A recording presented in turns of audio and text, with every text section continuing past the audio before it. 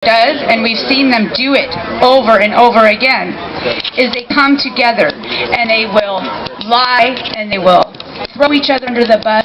They will do whatever it takes to remain, for those officers to remain in that department. And what we have in these departments with these repeat offender officers, the ones that go without any accountability, and in Anaheim there's no low-level accountability either. So that's just ingredients for deadly monsters. They are public liabilities. There's an officer in Anaheim, his name's Scott McManus. He almost killed my husband in 2008. We went to a federal court, we went to the Ninth Circuit Federal Court, and we lost because the Anaheim attorneys mentioned my husband's past. But this cop had 8 civil cases against him prior. The city of Anaheim paid over $500,000 out to his victims.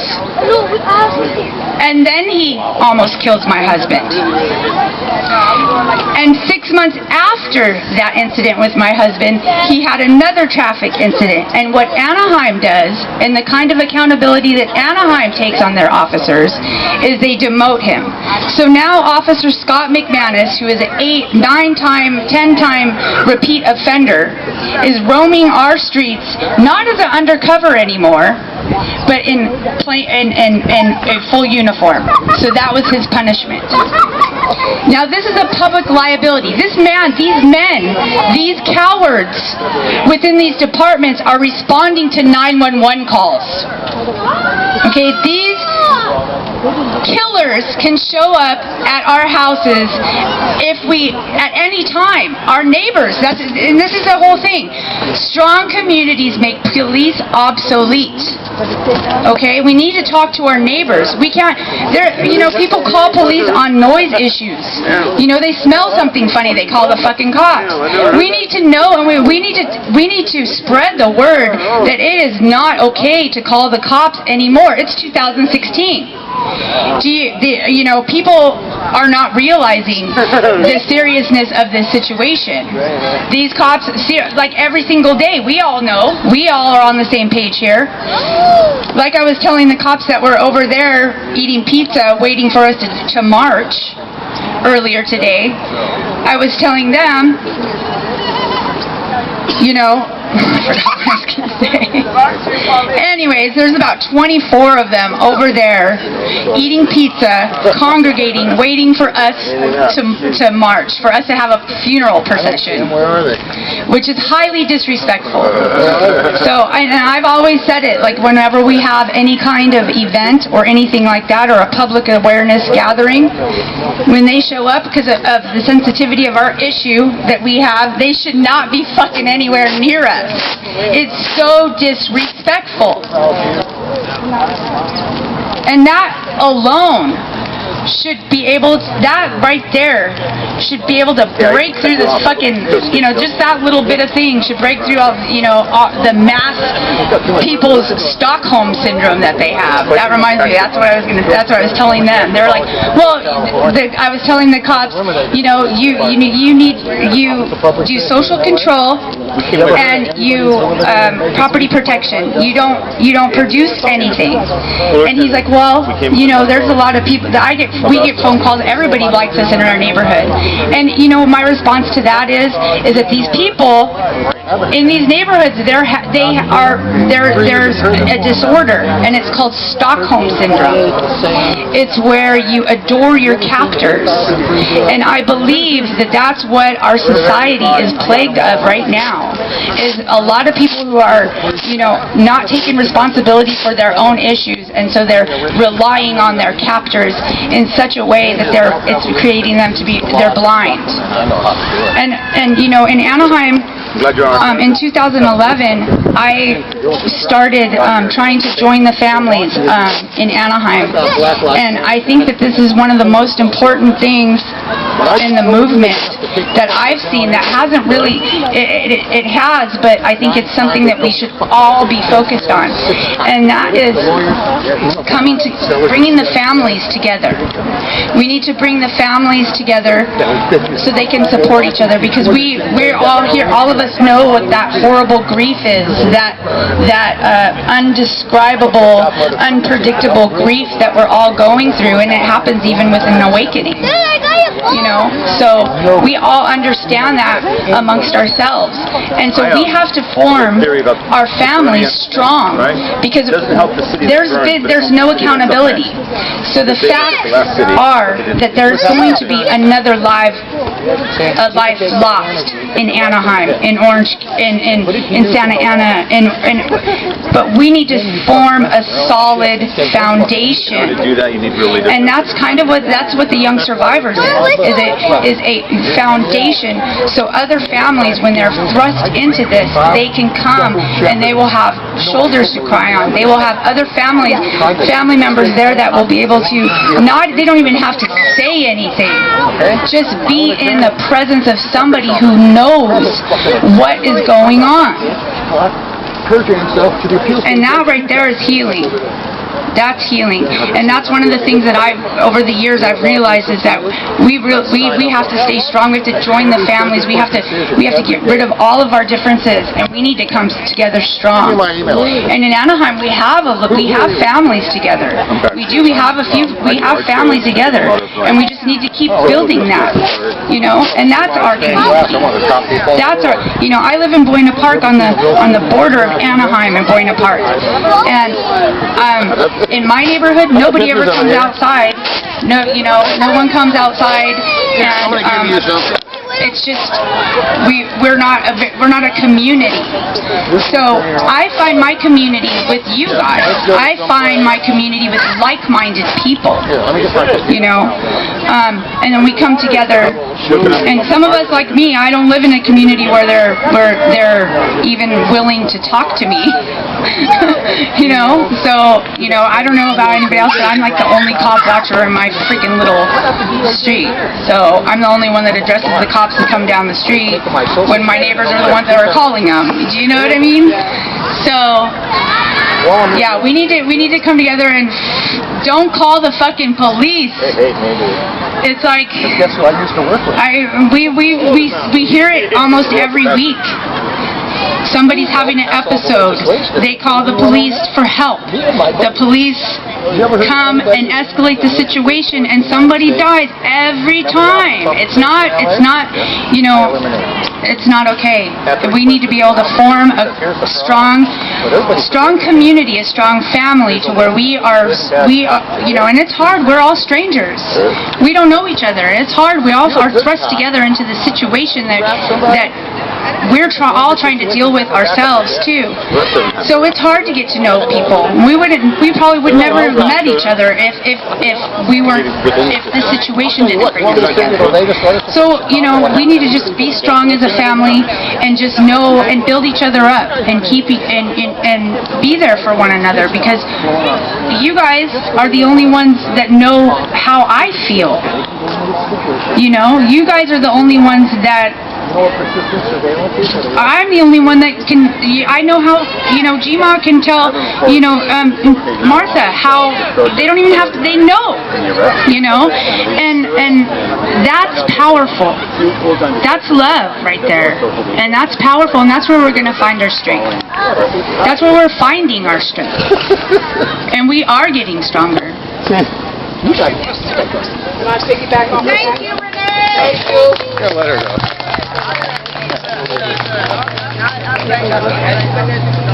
I just wanted to piggyback off of what she was saying.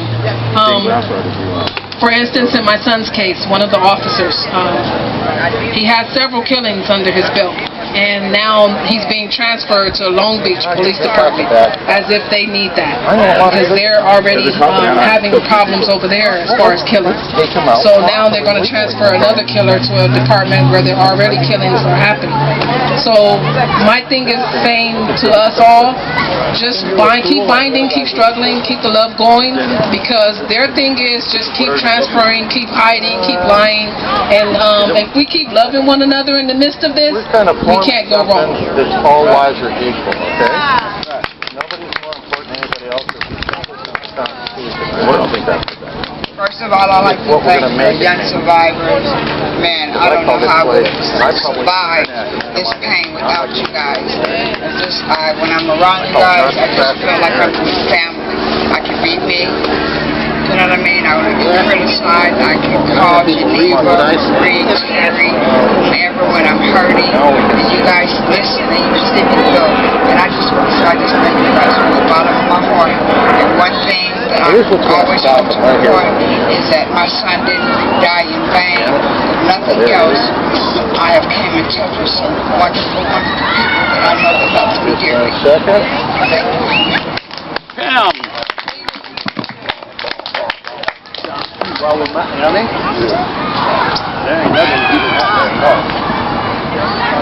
How's everybody doing today?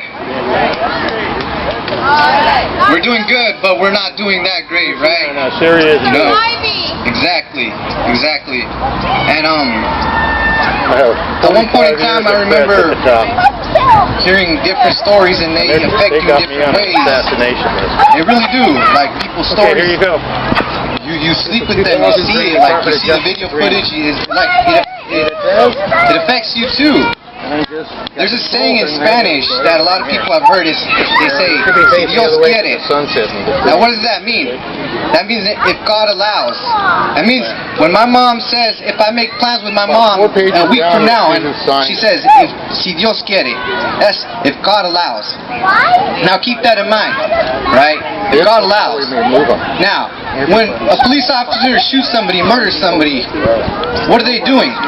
Right? You're not giving them a trial. You're not giving them a chance. He's acting as a jury. He's acting as a judge. He's acting as a system. He's trying to act as God. In other words, act.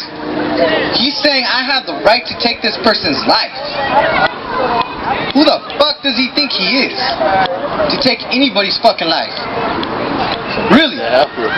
Thinks he's God? So what? Should my mom start saying, if God and the police allow? Really? That sounds pretty fucked up. And that's messed up. And I want to touch on something that Damien said. In particular, he said something about family. And you know, I come from a family where we love each other like a lot of families do, but sometimes they don't know how to express it. Maybe for whatever reason, they don't know. Growing up, like, you know, being harassed by police, whatever, going into a store, being followed around by some person, you know. Little things, they start to piss you off. You don't know why. But they start to get to you. Why am I being pulled over when I'm walking in the store? You know, why do I all of a sudden look like the person they were looking for? Why? All of a sudden, mysteriously, it just happens. Below the glass and you're not going to open the phone. And you don't know how to take out that frustration. And one of the ways I took out that frustration was on my family.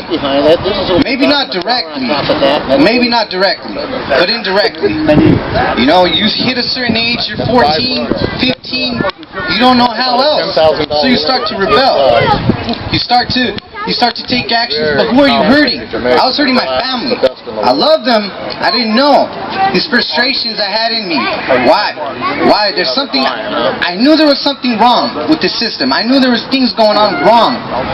I just couldn't put my finger on it. And the way I rebelled was I took it to the streets. It wasn't the best decision I made, but it is what it is. And I hurt a lot of loved ones. And I hurt especially my mom. No, it's a hit. So I wrote this little verse. It's for her, you know. For 2 years. And what I'm trying to get at is, now I realize what it's about. It's really about family. And it's not just about blood family. It's about family like this. It really is. Because this is all you really had. You know? So, take care of your family. Take care of your community, really. And, you know, this apology is for my mom. I hope she knows I didn't mean bad. But I'm still here, she's still here. I'm very, very lucky. Some people can't say that. It really sucks. But you know, take care of your family, take care of your peoples, you know? That's all you really got. I'm sorry, mother, for pain that I put you through. Causing trouble just to kick it with the crew. You drove around searching under night lights just to make sure that her son was alright. But the streets got a grip, got a hold of my soul, never let go. And how was I to know? Only 15 years old, I didn't know any better. Nobody ever taught me or told me how to weather the storm that had formed right in front of my eyes. I couldn't take it. I was breaking. The streets are nothing nice, but some of us have to learn the hard way and get burned. But who gets burned in return? Your families, who you hurt. But is it worth, for what it's worth, all of that work and all of that dirt that you put in to get your foot in? How far did you get? Because you're losing people that matter, family first, everything second, just how it goes. Nobody knows where you will end. Some go too far, next thing they're dead. And there's no coming back from that attack. Better be careful and watch your back. And watch your sides. And watch your front. Because these fucking pigs, for what they're doing, they're not even human beings. They're pigs. And I'm going to leave it at that. Thank you.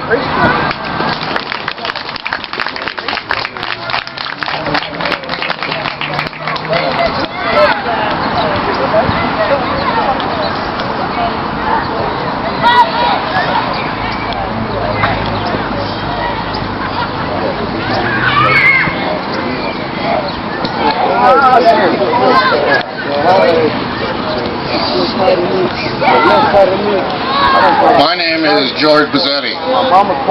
45 years of civil rights. Former Director of Policy for CORE California with 117 years of civil rights, never being bought and sold. That's what I represent. There's a war between good and bad cops. Not all cops are pigs. Any of you ever heard of anybody that's eliminated a major police system in the United States? I have. Office of Public Safety, at the request of good cops. I have the internal memos you dream about having, okay? They gave them to me. I worked on fixing AB 109. I work with them to make it better. They're sucking you in when you talk revolution. They want you to do this. Listen to Trump today. I'm going to put it down on you hard. Do you guys know what persistent surveillance is, where they watch everything you do, and the Stingray and all the rest of this garbage? Do any of you know about the 2003 Department of Justice Agreement on Internal Affairs, which they're breaking? None of you do. Yeah, it's free. You want some water? This is what we're taking them down with. They've been trying to kill me. It's free. 3 years, double jeopardy, no exculpatory evidence, illegal prosecutor, my own attorney trying to put me in the state mental hospital because I don't know what the hell is going on. Well, I'm here for one reason with my friends from Watts. Black, brown, and white. Everybody's equal. When you break the law, all equal before the law are not the presidential candidates talking this trash. Let's stick them with their own crap. I have the right here, the DOJ agreement. How are you? I have all the proof of what they do. I got the letters from the State Bar saying the lawyers can do any damn thing they want, and I'll give you where to sign up for Law 360 so they can tell you how the State Bar and the Judicial Performance Commissioner piles of crap. You have to deal with them with knowledge. You can take down Ruckel's house. Any of you know of AB 1909? They mess with your exculpatory evidence now. It's felony on the prosecutor, 3 years in the booking. How many do you know have had it jacked off? Take them out with their law. I'm pleading with you. They want you in revolution. We can help you do it through the law. That's power. Making you me is power to me. Thank you. I owe you, man. I got how to use the CDE website to check out all your schools for 12 years so they can't lie to you anymore. You want power? I know where they steal the money.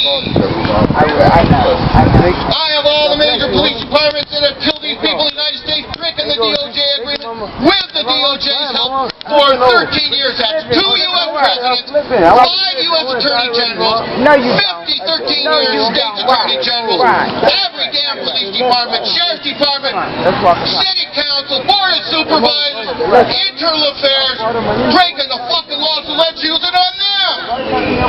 That's fucking revolution, people. Using the Constitution. They want to talk this shit. Let's make them fucking live it. Let's put Ruckel's house and Jackie Lacey in prison. Using the law. You go down there, I'm watching them at city council, and those pigs are just going, keep up that shit. Hey, God bless you. There was a lady, they shut it off last week. The day after the meeting. Thank you, man. The mayor puts out a letter. Oh! Some people figured out they had a scheduling problem for next week. Those fuckers are scheduled out 2 months ahead of time. They were going,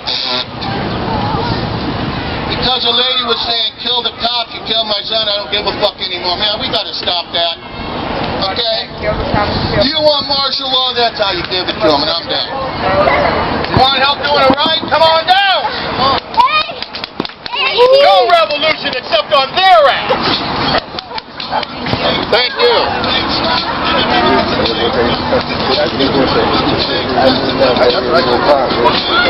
Good, I got it.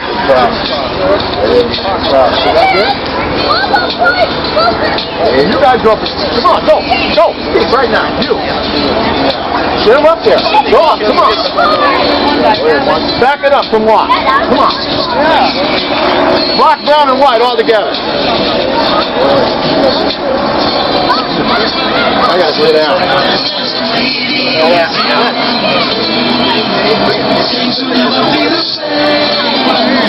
What's the best?